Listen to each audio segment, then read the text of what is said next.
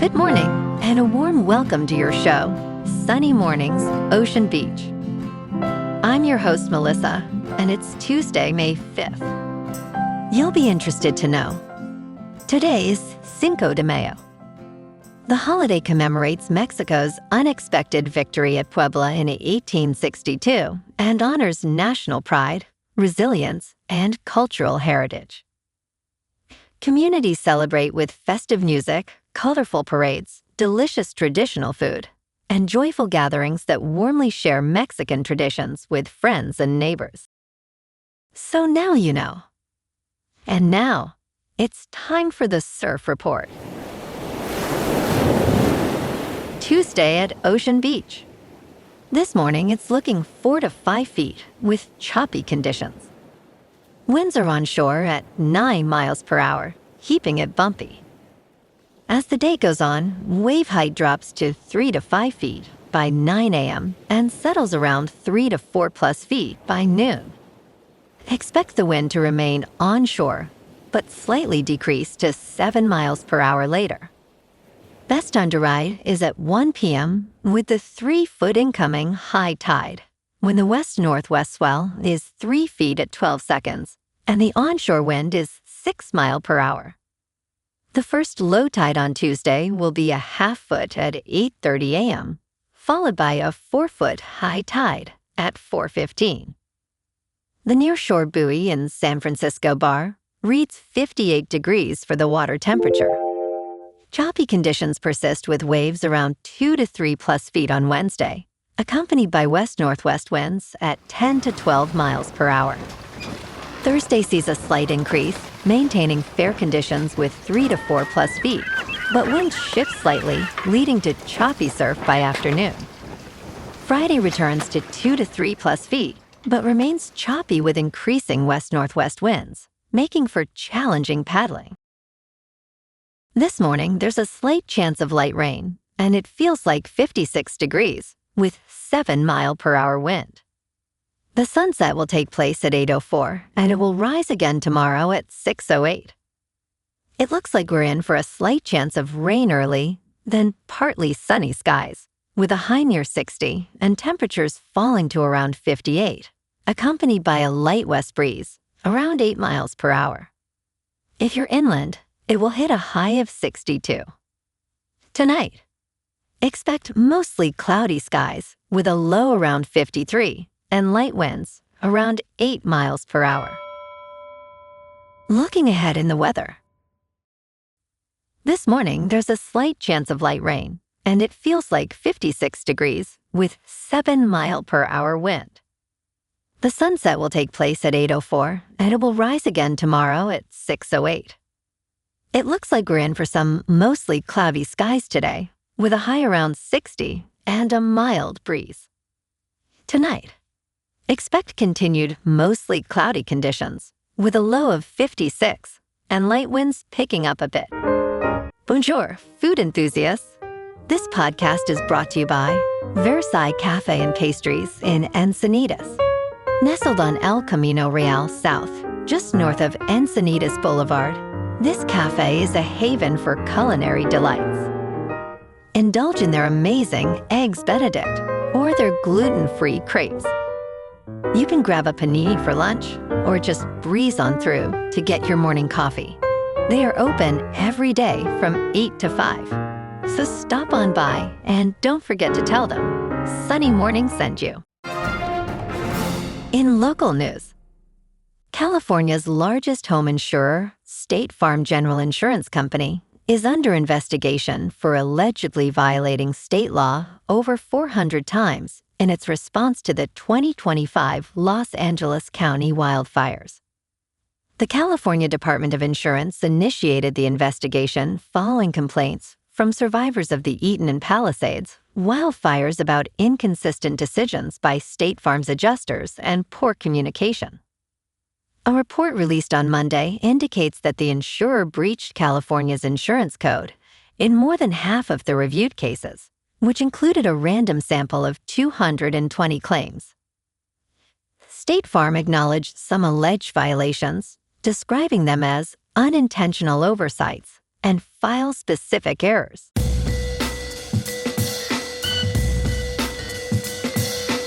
Now on to sports. Tarik Skubal's elbow is now Major League Baseball's biggest mystery. His recovery time from surgery could be the difference between a $250 million and a $450 million deal.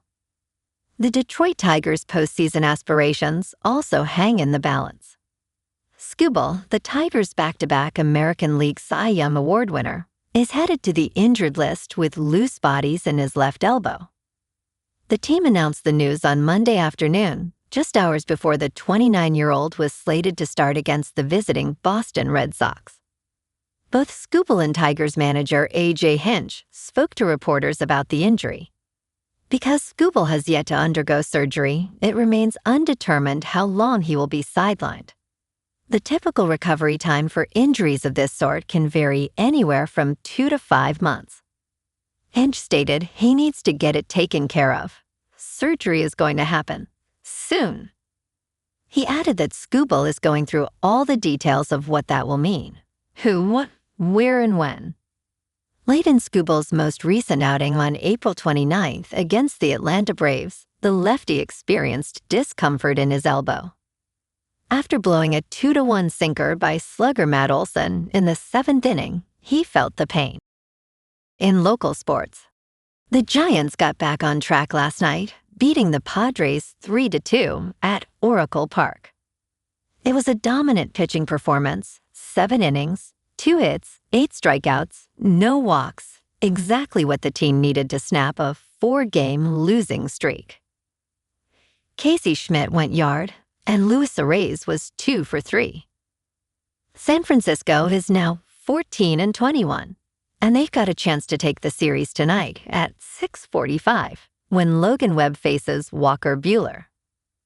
Webb has been solid this season, and Oracle Park is pitcher-friendly dimensions should work in the Giants' favor. This series is critical if they want to claw back into contention.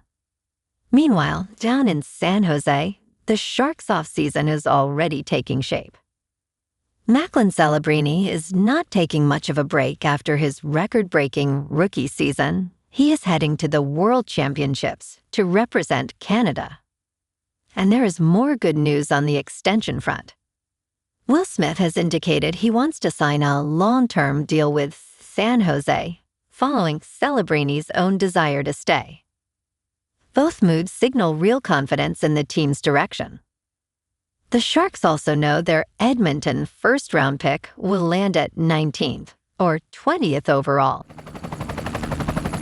In top news, in a high-stakes gamble that fractured the world of professional sports, a lead backed by Saudi Arabia's Public Investment Fund attempted to challenge the Professional Golfers Association Tour's dominance.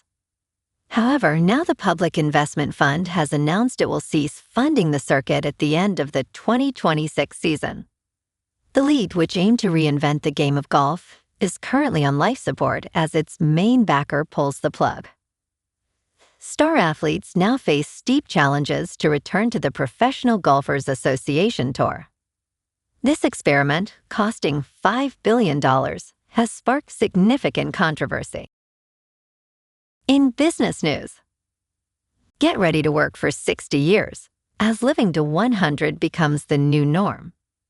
America's older population is expected to expand in the coming years, changing how we work, save, and live.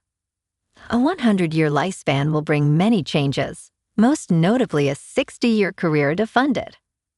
Many of today's children can expect to live to the age of 100, an increase in life expectancy that will become the norm by 2050. By the year 2100, there will be more than 25 million centenarians worldwide, according to the United Nations. Michael Clinton, author of Longevity Nation, The People, Ideas, and Trends Changing the Second Half of Our Lives, emphasizes the importance of fiscal health. In crypto movement, Bitcoin is up 1% to about $81,000. Ethereum is up 1% to about $2,000. And XRP is unchanged at $1.40. Moving on to a more local vibe. In our community spotlight on health and wellness, we are working with a national Pilates studio to bring you some free classes, so listen up. Check out Club Pilates, with several locations in the San Diego area. Pilates presents a comprehensive wellness approach, cultivating strength, reducing tension, and elevating mental well-being. Scientific research affirms its benefits.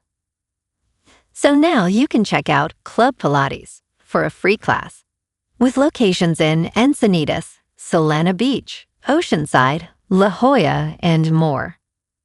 Just be sure to tell them Sunny Morning sent you by. And now, back to the show. Let's talk science. The process of relocating people from New Orleans should start immediately, as the city has reached a point of no return.